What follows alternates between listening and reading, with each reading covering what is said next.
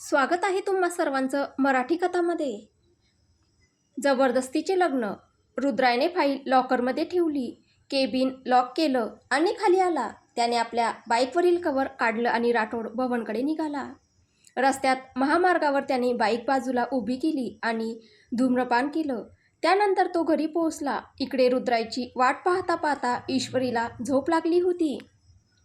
रुद्रायने bike park केली आणि खोलीत आला. तो ईश्वरीजवळ गेला आणि तिला व्यवस्थित ब्लँकेट पांघरून दिलं. त्यानंतर त्याने कपडे बदलले आणि खाली स्वयंपाकघरात आला. थोडंसं जेवण करून तो पुन्हा खोलीत परतला. रात्रीचे 12:30 झाली होती. रुद्राय स्टडीमध्ये बसून काम करू लागला. तेवढ्यात ईश्वरीची झोप मोडली. तिने स्टडीकडे पाहिलं. लाईट सुरू होता, म्हणजे रुद्राय घरी आला होता हे स्पष्ट होतं. ईश्वरी त्याच्यासाठी औषध आणि पट्टी घेऊन स्टडीमध्ये आली. तिला पाहून रुद्राय म्हणाला, तुम्ही जाग्याच होतात का? ईश्वरी म्हणते, नाही, मला झोप लागली होती, पण जाग आली तेव्हा स्टडीचा लाईट सुरू दिसला, म्हणून मी औषध लावायला आले. रुद्राय म्हणतो, मी ठीक आहे भारे, याची काही गरज नाही. ईश्वरी म्हणते, मी पाहिलंय किती ठीक आहात ते, द्या इकडे. असं म्हणत ईश्वरी खाली बसली. ती रुद्रायच्या पायाला हात लावणार इतक्यात त्याने पटकन आपला पाय मागे घेतला आणि तिला म्हणाला, हे काय करत आहात तुम्ही? ईश्वरी म्हणते, तुम्ही इतके दचकत का आहात? औषध लावलं तर उद्यापर्यंत आराम मिळेल. रुद्राय म्हणतो, द्या, मी स्वतः लावतो. ईश्वरी म्हणते, तुम्हाला नेमकी काय समस्या आहे? तुम्ही असं का वागत आहात? रुद्राय म्हणतो, भारे, असं काही नाही, तुम्ही जास्त विचार करत आहात. ईश्वरी म्हणते, असं नाही तर मग कसं आहे? रुद्राय ईश्वरीकडे पाहतो. तिच्या चेहऱ्यावर स्पष्ट दिसत होतं की ती खूप विचार करत होती. रुद्राय खाली ईश्वरीजवळ बसतो. तो तिचा हात आपल्या हातात घेतो आणि तिच्या डोळ्यात पाहत म्हणतो, तुम्ही मला स्पर्श करू शकता, पण कुठेही दुखापत झाली तर मला औषध लावण्याचा तुम्हाला पूर्ण अधिकार आहे, फक्त माझ्या पायांना सोडून. ईश्वरी त्याच्या डोळ्यात पाहत म्हणते, जेव्हा मी तुम्हाला स्पर्श करू शकते तर तुमच्या पायांना का नाही? रुद्राय म्हणतो, कारण तुम्ही माझी भारी आहात, माझ्या आयुष्यातील लक्ष्मी, म्हणून तुम्ही माझ्या पायांना स्पर्श करणार नाही. ईश्वरी म्हणते, तुम्हीही तर माझ्या पायांना स्पर्श करता, जेव्हा मी बरी नसते तेव्हा माझे पाय चोळताही. फक्त तुमचीच जबाबदारी आहे का माझी काळजी घेण्याची? मी काहीच करू शकत नाही का? आणि तसंच लग्नात दोघेही समान असतात, कोणी मोठं किंवा लहान नसतं, म्हणून मला हे करू द्या, नाहीतर जेव्हा मला तुमची गरज असेल तेव्हा मी तुमच्याकडे येणार नाही. रुद्राय काहीच बोलत नाही. बोलणार तरी काय, कारण ईश्वरीचं म्हणणं योग्य होतं. ईश्वरी त्याच्या पायाला औषध लावते आणि पट्टी बांधते. काही वेळ ती त्याच्याजवळ बसून राहते आणि मग खोलीत झोपण्यासाठी निघून जाते. तर दुसरीकडे रुद्राही पुन्हा कामाला लागतो. काही वेळानंतर तो लॅपटॉप बंद करतो. तो वेळ पाहतो, रात्रीचे 3 वाजले होते. तो बाहेर खोलीत येतो. ईश्वरी झोपली होती. रुद्राय तिच्याजवळ येतो आणि तिथेच बसतो. तो तिचे केस नीट करतो आणि खाली वाकून तिच्या कपाळावर हलकंसं चुंबन घेतो आणि तिला म्हणतो, धन्यवाद बच्चा. रुद्राय परत स्टडीत येऊन झोपतो. त्याच्या डोळ्यासमोर ईश्वरीचाच चेहरा फिरत होता. ईश्वरीने त्याची केलेली काळजी रुद्रायला खूप आवडली होती. त्याला मनापासून वाटत होतं की त्यांच्या दोघांमधलं सगळं काही ठीक व्हावं, पण हे इतकं सोपं नाही हेही त्याला माहीत होतं. रुद्राय मनात म्हणतो, इतक्या गोड मुलीसोबत कोणी इतकं वाईट कसं करू शकतं? तिला इतकं दुःख कसं देऊ शकतं? जर ती मला आधी भेटली असती तर कदाचित आज परिस्थिती वेगळी असती. मी स्वतःला वचन देतो, ज्या दिवशी तो माणूस माझ्या हाती लागेल त्या दिवशी त्याला सोडणार नाही. रुद्राय बराच वेळ ईश्वरीबद्दल विचार करत राहतो आणि मग झोपून जातो. दुसऱ्या दिवशी सकाळी 6 वाजता रुद्राय उठतो. तो स्टडीतून बाहेर येतो. ईश्वरी अजूनही झोपलेली असते आणि तिचं ब्लँकेट अर्ध खाली सरकलेलं असतं. रुद्राय तिच्याजवळ येतो. ब्लँकेट नीट करून तिला झाकतो. त्यानंतर तो आपल्या वैयक्तिक जिममध्ये जातो. जवळपास 1 तास व्यायाम केल्यानंतर तो काही वेळ चालतो आणि मग फ्रेश होण्यासाठी निघून जातो. तयार होऊन रुद्राय मंदिरात जातो. सकाळी 9 वाजेपर्यंत तो मंदिरातून घरी परततो. तो आला तेव्हा ईश्वरी किचनमध्ये होती. ती सर्वांसाठी नाश्ता वाढते. रुद्राय आणि घरातील इतर सर्वजण नाश्ता करतात. सर्वजण डायनिंग टेबलावरून उठणार इतक्यात रुद्राय म्हणतो, आई, आज संध्याकाळी मला दिल्लीला जायचं आहे, त्यामुळे मी ऑफिसमधूनच निघेन. लक्ष्मीजी म्हणतात, परत कधी येणार आहात? रुद्राय म्हणतो, परवा परत येता आलं तर ठीक, नाहीतर त्याच्यात पुढच्या दिवशी येईल. लक्ष्मीजी म्हणतात, ठीक आहे मग. रुद्राय म्हणतो, काका, आज मी ऑफिसला थोडा उशिरा येईल, कारण मला बॅग तयार करायची आहे. विशालजी म्हणतात, अजून बॅग तयार केली नाहीस? रुद्राई म्हणतो, ते माझ्या लक्षातून निघून गेलं होतं. विशालजी म्हणतात, काही हरकत नाही, आरामात तयारी कर आणि मग ये. रुद्राई म्हणतो, हो ठीक आहे. रुद्राई तिथून आपल्या खोलीत जातो. ईश्वरी आणि लक्ष्मीजी किचनमध्ये जातात तर विशालजी आपल्या खोलीत जातात. काही वेळाने ते ऑफिससाठी निघून जातात. ईश्वरीलाही खोलीत जायचं होतं, पण ती लक्ष्मीजींना तसं सांगू शकत नव्हती ना, तिच्याकडे कोणतं कारण होतं. लक्ष्मीजी तिच्याकडे पाहतात. ती काहीतरी विचारत होती आणि कदाचित लक्ष्मीजींना ते समजलंही होतं. ईश्वरी आपलं काम करत असतानाच लक्ष्मीजी तिला म्हणतात, ईश्वरी बेटा, तूही खोलीत जा, रुद्रला थोडी मदत होईल.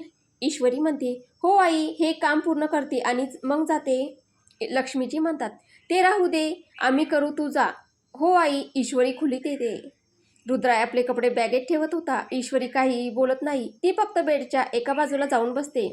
रुद्राई आपलं सगळं सामान, आवश्यक सामान आवरत असतो. जवळपास 1 तासानंतर तो बॅग बंद करून बाजूला ठेवतो. मग तो स्टडीत जातो. लॅपटॉप आणि काही फाईल्स घेऊन येतो आणि दुसऱ्या बॅगेत ठेवतो. ईश्वरी मात्र शांत बसून त्याच्याकडे पाहत होती. रुद्राई आपला ब्लेझर उचलून बॅगेवर ठेवतो आणि फोनमध्ये वेळ पाहतो. 11 वाजले होते. तो जाण्यासाठी पूर्ण तयार झाला होता. ट्रॉली बॅग दाराजवळ ठेवून लॅपटॉप बॅग खांद्यावर घेतो. रुद्राई ईश्वरीकडे पाहतो. ईश्वरीही त्याच्याकडेच पाहत होती. तो तिच्याजवळ येतो आणि तिला अलगद मिठीत घेतो. ईश्वरी काही बोलत नाही. ती फक्त एक हात त्याच्या पाठीवर ठेवते. काही क्षण तो तसाच तिला मिठीत मारून उभा राहतो आणि म्हणतो, एवढ्या का काळजीत आहात? काही विचार करत आहात का? ईश्वरी म्हणते, नाही तर. रुद्राई तिच्यापासून थोडा दूर होतो. ईश्वरीची नजर खाली झुकलेली असते. रुद्राई तिच्या गालावर हात ठेवतो आणि म्हणतो, इकडे बघा. ईश्वरी त्याच्याकडे पाहते. रुद्राई म्हणतो, काळजी करू नका, 2 दिवसांनी मी परत येईन. तोपर्यंत स्वतःची काळजी घ्या आणि जास्त विचार करू नका. काही अडचण आली तर मला फोन करा, ठीक आहे? मी निघतो. रुद्राई बॅग घेऊन तिथून निघून जातो. ईश्वरी तिथेच बसून त्याला जाताना पाहत राहते. रुद्राई खाली हॉलमध्ये येतो. तो लक्ष्मीजींच्या पाया पडतो. तेवढ्यात ईश्वरी खाली येते. लक्ष्मीजी म्हणतात, काळजीपूर्वक जा आणि स्वतःची काळजी घे. रुद्राई म्हणतो, तुम्हीही स्वतःची काळजी घ्या. रुद्राई आपली बॅग घेऊन गाडीपाशी येतो. बॅग गाडीत ठेवतो. ईश्वरी आणि लक्ष्मीजी बाहेर उभ्या होत्या. रुद्राई एक नजर त्यांच्याकडे टाकतो आणि तिथून निघून जातो. तो कंपनीच्या पार्किंगमध्ये गाडी उभी करून आपल्या केबिनमध्ये येतो. रुद्राई कामाला सुरुवात करतो. मिस्टर चव्हाण आधीच ऑफिसमध्ये आलेले होते. काम करता करता दुपारचे 2 वाजतात. रुद्राई विशालजींच्या केबिनमध्ये येतो आणि म्हणतो, मे आय कम इन काका? विशालजी म्हणतात, ये रुद्र, बस. रुद्राई त्यांच्या समोरील खुर्चीवर बसतो. विशालजी म्हणतात, जेवण केलं का? रुद्राई म्हणतो, नाही अजून, तुमच्यासोबत जेवावं म्हणून आलो. विशालजी म्हणतात, छान केलंस, मीही जेवायला जाणार होतो. विशालजी फोन करून जेवण मागवतात. थोड्याच वेळात शिपाई डबा घेऊन येतो आणि दोघांना वाढतो. जेवण झाल्यानंतर रुद्राई काही वेळ विशालजींसोबत बोलतो आणि मग आपल्या केबिनमध्ये परत जातो. दुसरीकडे ईश्वरी जेवण करून आपल्या खोलीत आली होती. ती काही वेळ विचार करते आणि मग स्टडीत येते. काही वेळ सोफ्यावर बसून ती रुद्राईबद्दल विचार करत राहते. एक खोल श्वास घेऊन ती काहीतरी शोधायला सुरुवात करते. रवीने सांगितलेल्या कागदपत्रांचा ती शोध घेत होती. संध्याकाळचे जवळपास 5 वाजेपर्यंत ती शोधत राहते, पण तिला काहीच सापडत नाही. ती रुद्राईचं पुस्तकांचं कपाट तपासण्याचा विचार करते, पण ती खूप थकली होती. तिच्या पाठीतही दुखू लागलं होतं, म्हणून ते नंतर पाहू असं ठरवून ती बाहेर येते आणि आराम करू लागते. दुसरीकडे रुद्राई आता निघायची तयारी करत होता. तो स्वतःसाठी कॉफी मागवतो. कॉफी आल्यानंतर काही वेळ बातम्या पाहतो, संपवतो. मग विशालजींच्या केबिनमध्ये येतो आणि म्हणतो, काका 6 वाजायला आलेत, मी निघतो आता. विशालजी म्हणतात, ठीक आहे, रात्री जास्त ड्रायव्हिंग करू नकोस आणि पोहोचल्यावर फोन कर. रुद्राई म्हणतो, हो ठीक आहे. रुद्राई विशालजींच्या पाया पडतो आणि आपल्या केबिनमध्ये परत येतो. तो फोन काढून मिस्टर चव्हाणांना कॉल करतो. रुद्राई म्हणतो, मिस्टर चव्हाण, आता निघायची वेळ झाली आहे, खाली पार्किंगमध्ये या. मिस्टर चव्हाण म्हणतात, हो सर, आलोच. रुद्राई केबिन लॉक करून खाली पार्किंगमध्ये येतो. तो मिस्टर चव्हाणांची वाट पाहू लागतो. थोड्याच वेळात मिस्टर चव्हाण येतात. ते आपली बॅग गाडीत ठेवतात. रुद्राई ड्रायव्हिंग सीटवर बसतो आणि मिस्टर चव्हाण त्याच्या शेजारी बसतात. रुद्राई आणि मिस्टर चव्हाण दोघेही दिल्लीच्या दिशेने निघून जातात. रात्रीचे 12 वाजायला आले होते आणि रुद्राई अजूनही गाडी चालवत होता. ते दोघे आता अर्धा प्रवास पूर्ण करून आले होते. वाटेत दोघेजण जेवणासाठी एका ठिकाणी थांबले. जेवण झाल्यानंतर काही वेळाने ते दोघे पुन्हा दिल्लीकडे निघाले. मिस्टर चव्हाण यांनी रात्रीची औषधे घेतली होती, त्यामुळे त्यांना झोप आली होती आणि ते झोपी गेले. तर दुसरीकडे राठोड भवनात सर्वांचे जेवण होऊन सर्व झोपले होते. आज ईश्वर ही लवकर झोपली होती. दुसरीकडे रुद्राय गाडी चालवत असताना ईश्वरीचाच विचार करत होता. त्याला तिच्याशी बोलायचे होते, पण वेळ पाहून त्याने तिला फोन केला नाही. रुद्रायने आपल्या पर्सनल असिस्टंटला फोन लावला. पहिल्याच रिंगमध्ये फोन उचलला गेला. रुद्राय म्हणतो, हॅलो. तो मुलगा, हॅलो. हो बॉस. सगळं ठीक आहे ना? रुद्राय म्हणतो, त्रास दिल्याबद्दल माफ कर, पण तुझ्याशी बोलायचं होतं म्हणून आताच फोन केला. तो मुलगा, सॉरी म्हणू नका तुम्ही, सांगा काय काम आहे? रुद्राय म्हणतो, मी 2 दिवसांसाठी दिल्लीला जात आहे. तुला त्या जागेवर लक्ष ठेवावं लागेल. जर कोणी तिथे आलं किंवा काही वेगळी गोष्ट घडली तर मला लगेच कळव. तो मुलगा म्हणतो, ठीक आहे बॉस, पण रवीने पुन्हा काही केलं आहे का? रुद्राय म्हणतो, नाही, अजून तरी काही केलेलं नाही, पण त्याला जर कळलं की मी राज्याबाहेर आहे तर तो काही करू शकतो. तो मुलगा म्हणतो, तुम्ही निर्धास्तपणे जा, मी सगळं सांभाळून घेईल. रुद्राय त्याला म्हणतो, धन्यवाद. आणि हो, अजून एक गोष्ट, काकांनी तिथे लक्ष ठेवण्यासाठी 2 माणसं पाठवली आहेत, त्यामुळे जरा सावध राहा. त्यांच्या नजरेत न पडलेलंच बरं. तो मुलगा, ठीक आहे बॉस, बाकी तुम्ही त्या बाबतीत काळजी करू नका. रुद्राय म्हणतो, ठीक आहे, आता तूही आराम कर. तो मुलगा, ओके बॉस, गुड नाईट. रुद्रायने फोन कट केला. आता त्याला आधीपेक्षा थोडं बरं वाटत होतं. जरी विशालजींनी 2 माणसांना तिथे लक्ष ठेवायला सांगितलं होतं, तरीही रुद्रायला प्रत्येक क्षणाची माहिती हवी होती, म्हणून त्याने आपल्या असिस्टंटलाही तिथे जाण्यास सांगितले होते.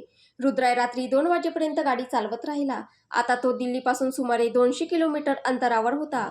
महामार्गावर दाट धुके पसरू लागले होते. रुद्रायने एका पेट्रोल पंपावर गाडी बाजूला लावली. त्याने 2 तास तिथेच थांबायचं ठरवलं. गाडी लॉक करून त्याने सीट व्यवस्थित केली आणि थोडा आराम करायचं ठरवलं. रुद्रायने मागच्या सीटवरून ब्लँकेट उचललं. त्याने ते मिस्टर चव्हाणांच्या अंगावर घातलं आणि स्वतःही अंगावर घेतलं. काही वेळातच त्याला झोप लागली. सकाळी 5 वाजता त्याला जाग आली. मिस्टर चव्हाण अजूनही शांतपणे झोपले होते. रुद्राय उठून गाडीतून बाहेर आला. तो आधी वॉशरूममध्ये गेला आणि मग 5 मिनिटे बाहेर फेरफटका मारू लागला. रुद्रायने ब्लँकेट व्यवस्थित मिस्टर चव्हाणांकडे ओढून दिलं आणि पुन्हा गाडी चालवायला सुरुवात केली. सकाळी 7 वाजेपर्यंत मिस्टर चव्हाण यांना जाग आली. ब्लँकेट पाहून ते थोडे आश्चर्यचकित झाले. मिस्टर चव्हाण म्हणतात, सॉरी सर, ते औषधं घेतल्यावर मला झोप लागते. रुद्राय म्हणतो, काही हरकत नाही मिस्टर चव्हाण. 1 तासानंतरचे रुद्राय आणि मिस्टर चव्हाण दिल्लीला पोहोचले. हॉटेलमध्ये पोहोचल्यानंतर त्यांनी थोडी विश्रांती घेतली. सकाळी 10 वाजता ते दोघे तयार झाले. दोघांनी नाश्ता केला आणि कार्यक्रमाच्या ठिकाणी पोहोचले. 11 वाजायला आले होते आणि कार्यक्रम सुरू होणार होता. कार्यक्रमात येणाऱ्या प्रत्येक पाहुण्यासोबत एका व्यक्तीला परवानगी होती. रुद्राय विशालजींना सोबत आणू शकला असता, पण त्यावेळी भोपाळमध्येही कोणीतरी असणं गरजेचं होतं, म्हणून त्याने मिस्टर चव्हाण यांना सोबत आणण्याचा निर्णय घेतला होता. कार्यक्रम सुरू झाला होता. वेगवेगळ्या राज्यांमधून मोठमोठे उद्योगपती आले होते. काही महिला उद्योजिकाही उपस्थित होत्या. काही वेळाने सूत्रसंचालकांनी रुद्रायला मंचावर बोलावलं. रुद्राय मंचावर आला. सर्वांच्या नजरा त्याच्यावर खिळल्या होत्या. आज तो नेहमीपेक्षा अधिक देखणा दिसत होता. त्याने राखाडी रंगाचा 3 पीस कोट घातला होता, ज्यासोबत काळा शर्ट परिधान केला होता. नेहमीप्रमाणे एका हातात त्याचं ब्रेसलेट आणि दुसऱ्या हातात ब्रँडेड घड्याळ होतं. एका कानात सोन्याची बाली आणि त्याचा दाढीचा लूक त्याला आणखी आकर्षक आणि रुबाबदार बनवत होता. प्रमुख पाहुणे त्याला पुरस्कार देतात. त्यानंतर ते रुद्रायला माईक देतात. प्रमुख पाहुणे म्हणतात, मिस्टर रुद्राय, हा पुरस्कार मिळाल्यानंतर तुम्हाला कसं वाटतंय? तुम्हाला काही सांगायचं आहे का? रुद्राय म्हणतो, good afternoon everyone. Thank you sir for giving me a chance to deliver my words. This award is not only mine. This belongs to my employee because they are the reason of my success. My mother is my biggest supporter and my uncle is my mentor. They all are the reason and secret of my success. प्रमुख पाहुणे म्हणतात, mister Rathod, मला तुमच्याबद्दल थोडी माहिती आहे. तुम्ही खूपच रंजक व्यक्ती आहात आणि मला तुम्हाला एक प्रश्न विचारायचा आहे. रुद्राय म्हणतो, नक्की सर, कृपया विचारा. प्रमुख पाहुणे म्हणतात, मिस्टर राठोड, तुम्हाला तुमची खास व्यक्ती मिळाली आहे का? रुद्राय हसत म्हणतो, हो सर, मला ती मिळाली आहे आणि आता ती माझी पत्नी आहे. ती अशी व्यक्ती आहे जी माझ्यावर डोळे झाकून विश्वास ठेवू शकते. प्रमुख पाहुणे म्हणतात, वा खूप छान आहे. रुद्राय म्हणतो, thank you sir, have a good time. प्रमुख पाहुणे, wishing you the same mister Rathod. आशा आहे आपण पुन्हा भेटू. तुम्हाला भेटून आनंद झाला. रुद्राय, सेम हिअर सर. रुद्राय आपला पुरस्कार घेऊन आपल्या जागेवर येऊन बसतो. मिस्टर चव्हाण त्याच्याकडे पाहतात. त्या क्षणी त्याची नजर पुरस्कारावर खिळलेली असते. त्याच्या डोळ्यात एक वेगळीच चमक होती. मिस्टर चव्हाण त्याच्या खांद्यावर हात ठेवतात. अभिनंदन sir. Thank you mister Chavan. Mister चव्हाणांच्या चेहऱ्यावर आनंद होता आणि डोळ्यात अभिमानाची चमक होती. त्यांनी रुद्रायला लहानपणापासून वाढताना पाहिले होते. ते त्याला स्वतःच्या मुलासारखे मानत होते. रुद्रायला जितका आनंद झाला होता त्यापेक्षा जास्त आनंद मिस्टर चव्हाणांना झाला होता. रुद्राय आणि मिस्टर चव्हाण तिथेच काही वेळ थांबले. तर दुसरीकडे भोपाळमध्ये ईश्वरी यावेळी जेवण करून खोलीत आली होती. ती स्टडीत येते आणि फाईल शोधू लागते, पण तिला स्टडीत ती फाईल सापडत नाही. थकून ती तिथेच सोफ्यावर बसते. ईश्वरी मनात म्हणते, फाईल कुठे ठेवली असेल? स्टडीत तर नाही आहे. ऑफिसमध्ये असेल का? नाही, ती फाईल खूप महत्त्वाची आहे, त्यामुळे ऑफिसमध्ये तर ठेवली नसेल. ईश्वरी काही वेळ विचार करते आणि मग रुद्रायच्या वॉर्डरोब जवळ येते. ती त्याचे वॉर्डरोब उघडते. रुद्रायचे कपडे अतिशय नीटनेटके लावलेले होते. ईश्वरी त्याचे कपडे तपासू लागते. इतक्यात तिची नजर एका टी शर्टवर जाते. ईश्वरी तो टी शर्ट हातात घेऊन पाहते. तो वापरलेला होता. ती तो परत ठेवणार इतक्यात तिला काहीतरी आठवतं. हा तोच टी शर्ट होता जो रुद्रायने तिला भेटायला जाताना घातला होता. ईश्वरीला तो दिवस आठवतो. त्या दिवशी ती खूप अस्वस्थ होती आणि आजारीही होती. तिने रुद्रायला रागाच्या भरात निघून जाण्यास सांगितले होतं. ईश्वरीला सगळं आठवतं. तिला समजत नव्हतं की रुद्रायने हा टी शर्ट असा वेगळा जपून का ठेवला होता. ईश्वरी तो टी शर्ट परत ठेवते. ती वॉर्डरोब बंद करणार इतक्यात तिची नजर खाली ठेवलेल्या लॉकरवर जाते. ईश्वरी त्या लॉकरकडे पाहते. ती काहीतरी आठवण्याचा प्रयत्न करू लागते. ती एकदा पासवर्ड टाकून पाहते, पण लॉकर उघडत नाही. काही वेळ विचार करून ती तो तसाच बंद करते. ईश्वरी थोडा वेळ विश्रांती घेते. 3 वाजायला आले होते. तर दिल्लीमध्ये रुद्राय आणि मिस्टर चव्हाण तिथे आलेल्या उद्योगपती आणि उद्योगपती महिलांना भेटत होते आणि त्यांच्याशी चर्चा करत होते. त्यानंतर ते सर्वांसोबत दुपारचे जेवण करतात. सर्वजण रुद्रायच्या व्यक्तिमत्वाने प्रभावित झाले होते, किंवा असं म्हणता येईल की रुद्राय सिंग राठोडची छाप सर्वांच्या मनावर उमटली होती. काही वेळानंतर रुद्राय आणि मिस्टर चव्हाण तिथून हॉटेलकडे निघतात. 3:30 वाजेपर्यंत ते हॉटेलमध्ये पोहोचतात. हॉटेलमध्ये आल्यानंतर रुद्राय लॅपटॉपवर काम करू लागतो. सुमारे 1 तासानंतर तो मिस्टर चव्हाण यांना म्हणतो, मिस्टर चव्हाण, चला बाहेर जाऊया. चला सर. मिस्टर चव्हाण आणि रुद्र खोली लॉक करतात आणि पार्किंगमध्ये येतात. ते दोघे एका कॅफेमध्ये येतात. रुद्राय दोघांसाठी 2 कॉफी ऑर्डर करतो. रुद्राय म्हणतो, मिस्टर चव्हाण, मी विचार करत होतो, चला दिल्ली फिरून येऊया. मिस्टर चव्हाण म्हणतात, चला सर. रुद्राय म्हणतो, मग रात्री जेवण करून हॉटेलमध्ये जाऊ आणि त्यानंतर भोपाळसाठी निघूया. मिस्टर चव्हाण म्हणतात, ठीक आहे सर. रुद्राय आणि मिस्टर चव्हाण दोघे कॉफी पितात. रुद्राय पैसे देतो आणि ते बाहेर येतात. दोघेही दिल्ली फिरण्यासाठी निघतात. ते अनेक कंपन्या जवळून जातात. रुद्राय सर्व कंपन्यांची नावे नोंदवून घेत होता. सुमारे रात्री 9 वाजेपर्यंत फिरल्यानंतर रुद्राय लाल किल्ल्याजवळ गाडी थांबवतो. मिस्टर चव्हाण म्हणतात, सर, या सर्व नावांचं काय करायचं आहे? रुद्राय म्हणतो, या सगळ्याची माहिती काढायची आहे. मला दिल्लीतही आपले व्यावसायिक मित्र असावेत असं वाटतं, ज्यांच्यासोबत आपला व्यवसाय होऊ शकेल. मिस्टर चव्हाण म्हणतात, हो सर, नक्की. रुद्राय काही वेळ तिथे थांबतो. त्यानंतर ते दोघे जेवणासाठी जातात. जेवण झाल्यानंतर रात्री 10:30 वाजेपर्यंत ते हॉटेलमध्ये परत येतात. रुद्राय म्हणतो, मिस्टर चव्हाण, मी विचार करत होतो, जर आपण आताच निघालो तर उद्या सकाळी 11पर्यंत पोहोचू, पण उद्या निघालो तर पूर्ण दिवस जाईल. मिस्टर चव्हाण म्हणतात, तुमचं म्हणणं बरोबर आहे सर. मला वाटतं आपण आताच निघायला हवं. रुद्राय म्हणतो, मीही हाच विचार करत होता, पण तुम्हाला काही त्रास होणार नाही ना? मिस्टर चव्हाण म्हणतात, मला कसला त्रास होणार सर? गाडी तुम्ही चालवता, मला तर फक्त बसून जायचं आहे. रुद्राय म्हणतो, मग ठीक आहे, आत्ताच निघूया. हो सर. रुद्राय आपलं सामान एकत्र ठेवतो आणि निघायची तयारी करतो. तो आणि मिस्टर चव्हाण सामान घेऊन खाली येतात. रुद्राय हॉटेलमधून चेकआउट करतो आणि पार्किंगमध्ये येतो. काही वेळातच दोघे भोपाळकडे रवाना होतात. तर दुसरीकडे भोपाळमध्ये ईश्वरी गेल्या 1 तासापासून पासवर्ड शोधत होती आणि तिने स्टडीत ठेवलेल्या डायऱ्या तपासल्या. मग ती बेडवर येऊन बसली. बराच वेळ बसल्यानंतर काहीतरी सुचल्यासारखं ईश्वरी पुन्हा रुद्रायचं वॉर्डरोब उघडते आणि लॉकर समोर खाली बसते. ईश्वरी त्यांच्या लग्नाची तारीख पासवर्ड म्हणून टाकते आणि लॉकर उघडतो. ईश्वरी लॉकर तपासते. त्यामध्ये काही फाईल्स ठेवलेल्या होत्या. ईश्वरी त्या फाईल्स तपासू लागते. काही वेळातच तिला त्या कागदपत्रांची फाईल सापडते. ईश्वरी ती फाईल बाहेर काढते आणि लॉकर पुन्हा बंद करते. मग ती फाईल आपल्या वॉर्डरोबमध्ये कपड्यांच्या मागे लपवून ठेवते. ती वेळ पाहते. रात्रीचे 12 वाजले होते. दुसरीकडे रुद्राय गाडी चालवत होता. तो ईश्वरीला फोन करतो. ईश्वरी रुद्रायचा फोन पाहते आणि कॉल उचलते. रुद्राय म्हणतो, हॅलो भारे. ईश्वरी म्हणते, हो. रुद्राय म्हणतो, काय करता आहात तुम्ही? ईश्वरी म्हणते, काही खास नाही. रुद्राय म्हणतो, यावेळी तुम्ही काय शोधत होतात? रुद्रायचे हे शब्द ऐकून ईश्वरी चकित होते. ती खोली तिकडे तिकडे पाहू लागते. ती खोलीत कॅमेरा शोधू लागते. मग स्टडीमध्ये जाऊन पाहते, पण तिला कुठेही कॅमेरा दिसत नाही. रुद्राय पुन्हा म्हणतो, भारे काय झालं? ईश्वरी म्हणते, काही नाही. रुद्राय म्हणतो, तुम्ही परेशान आहात का? ईश्वरी म्हणते, तुम्हाला असं का वाटलं की मी काहीतरी शोधत होते? रुद्राय म्हणतो, कारण मी तुम्हाला विचारलं की तुम्ही काय करत होतात, तर तुम्ही म्हणालात काही खास नाही. त्यामुळे मला वाटलं की तुम्ही काहीतरी शोधत असाल.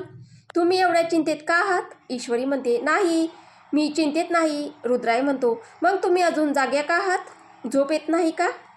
ईश्वरी लगेच म्हणते, तुम्ही कुठे आहात? रुद्राय म्हणतो, मी भोपाळसाठी निघालो आहे. सकाळी 11 वाजेपर्यंत पोहोचेन. हेच सांगण्यासाठी तुम्हाला फोन केला होता. ठीक आहे. रुद्राय म्हणतो, ओके, आता तुम्ही विश्रांती घ्या. शुभरात्री. शुभरात्री. ईश्वरी कॉल कट करते. रुद्रायही फोन बाजूला ठेवतो. त्याच्या चेहऱ्यावर कोणतेही भाव नव्हते. त्याला अजून थोडा वेळ ईश्वरीशी बोलायचे होते, पण त्याला वाटले की कदाचित ईश्वरीला त्याच्याशी बोलायचे नाही, म्हणून तो शुभरात्री म्हणत संभाषण संपवतो.